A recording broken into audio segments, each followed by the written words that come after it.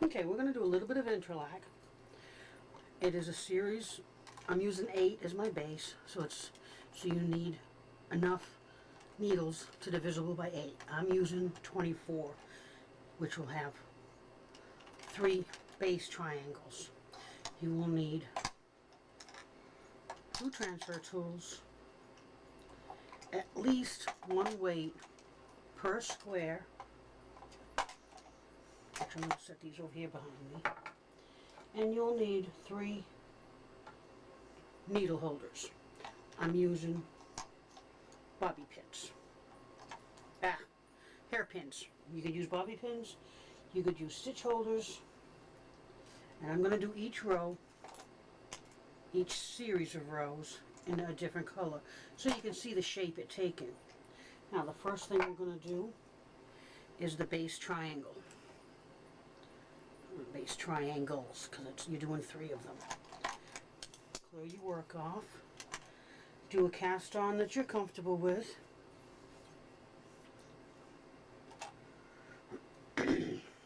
Just a simple slip knot. I'm going to use my transfer tool and do a closed cast on.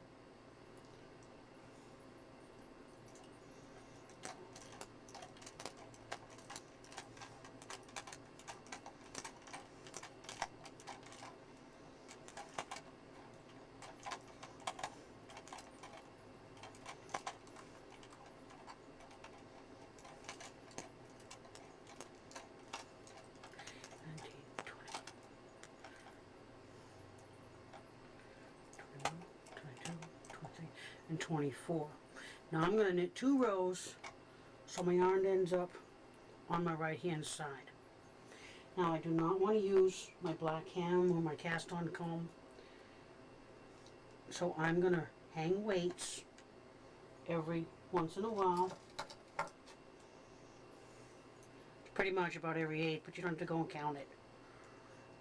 Just enough to hold the work down while you're knitting the first row. Okay, I have cast on 24 stitches on my 24 needles. I've hung some weights spaced across. I'm going to use my tool, which is just a point in on the end. Open up all my latches. I'm going to knit 2 rows.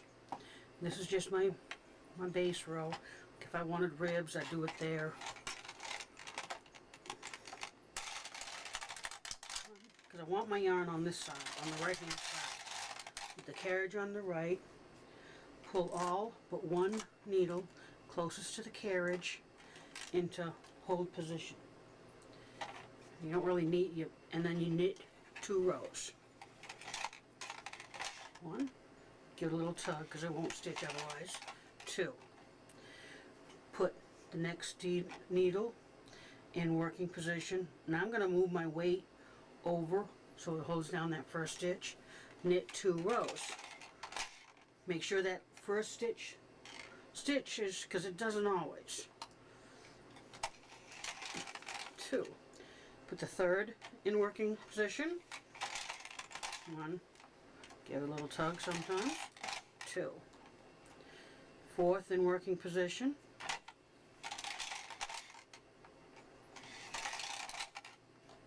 Give it a little tug. 5th in working position with the latch open. 1, 2. 1, 2, 3, 4, 5, 6 in working position.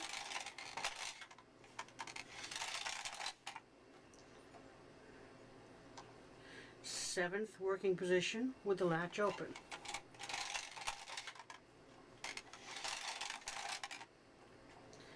8th in working position. Now this is the only row you don't do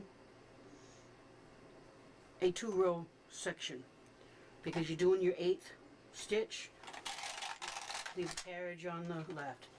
Now as I said, you do not need the row counter, because these are called tiers. They're not necessarily called rows. Now you will need your stitch holders. In my case, it's hairpins. I have used bobby pins, which are really nice. take these off the machine, all 8 of them. Now I have seen some people do it where they leave it on the machine and work it, but it got weird for me. I tried it, I didn't finish it. So you just tuck the hairpin, or if you're using stitch holders and you can close it, just go ahead and close it. Okay, bring your carriage, all the needles are in hold position, bring your carriage back over to the right, put the first needle in working position. Now you gotta hold this a little bit tight so that it brings this part here up to the needle. 1, 2, next in working position, 1, 2, and that did not stitch, and neither did the earlier one. No big deal, you just stitch them. Then manually stitch this one. And then put the third one in working position, 1, 2, and a little tug. 4th in working position, 5th in working position, 6th in working position, latch open, 7th in working position with latch open, 8th in working position. I don't want my carriage to end on the left. Get your stitch holder and remove these 8 from the machine. Now about now you're going to have to remove some of those weights because it's going to make it a little bit too heavy, and if you drop a stitch everything's going to go flying. And you really don't want to do that. I will probably do it at least once while we're doing this, and I do not edit out my mistakes because I want you to learn that mistakes are repairable. And all I'm doing is I'm pulling it up a little bit, making sure my stitches don't fall off, and just stucking it into the work. That's only a temporary hold. Bring my carriage over to the right. 1, 2, 3, 4, 5, 6, 7, 8. I'm on my last triangle. Make sure all needles in the back are up against the back of the bed. Put needle 1 in working position. Knit 2 rows. 2 in working position. Knit 2 rows. Okay, that first stitch did not knit, and I didn't see it till after I started. That's why you should always check it, at least glance at it. Okay, 1, 2, in the second row, 1, 2, and yeah, you can do this by hand if you are mind to. 1, 2, 3, but I don't have that much patience. And then knit a row. Next in working position. Next in working position. 1, 2, 3. 1, 2, 3. 1, 2. Now you want to put number 8. Now remember, number 8, you want to end, the carriage wants to end on the side that number 8 is at. Okay. Now these you will take off the machine.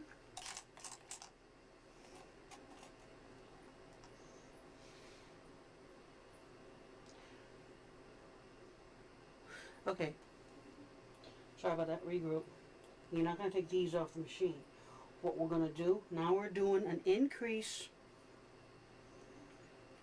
triangle. Pull all these, pull 7 into hold position, and do knit 1, then back, knit 2. Put the number 2 in working position, go 1, aha! What happened there is I dropped a stitch. Okay, just move the carriage out of the way, careful not to pull the work, and just rehang the stitch that fell off. And that didn't knit all that great, so I'm going to redo it. Now, part of my problem is I need a weight right shaw right there. Reform my stitches back the way it was. Okay. Alright. Now I'm caught up to where I was. And at the second row, bring the stitch in working position. 1, 2, stitch in working position.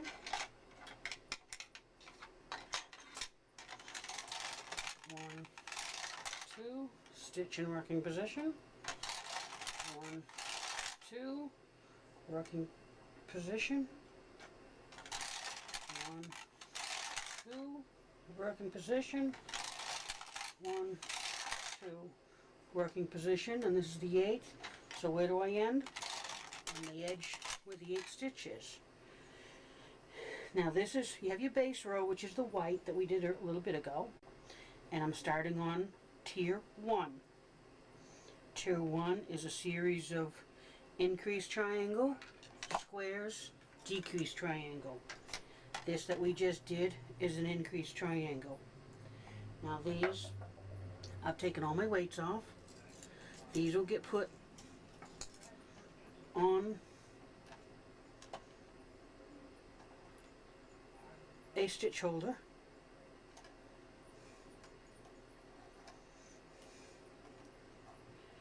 Now another thing you could do if you didn't want to stick it back into the work, if you've got some clamps or clips or anything like that, you could clamp these closed. Let's see if I got some little clips here. And they're going to work what you want them to do. And just clip it like that. Smiley something so that you don't lose your stitches. See, and that's pretty secure. I mean, it's not going to go anywhere that I don't need it to go. Now, from this point on, you're only going to be working on 8 stitches, or if you chose to do a 10, you'll only be working on 10 stitches. And I want it more in front of me, so I'm going to do it here. So I pull out about 8. If you don't pull out quite 8, no biggie, we can fix that. Okay, so I'm going to rehang the stitches. You got your triangle here. I'm going to rehang the straight edge and go 1. Now the edge I'm taking 2, 3, 4, 5, 6, 7, and 8. Now, as I was saying, the edge I'm taking, I'll show you on this one. You've got a bar going across this way, and then a bar going up and down. We're taking the horizontal bar, the stitch. Not the stitch that's turning, but the stitch itself. Okay, I got my 8 hung. This is where my transfer tool comes in. These stitches here, which is the middle triangle. Take them off so the tip is closest to the work that you're working on. Transfer them onto the transfer needle. And what I do with this, I push the knees all the way back and pull the 9th needle all the way out. Now see, that's going to cause me a problem. So I just kind of tuck it under. Okay. Now I need to bring my carriage over on the left, and the reason for that is because that's where my work is situated. A little closer here. Okay. So I rehang a stitch. Now this is tier 1. I knit 1,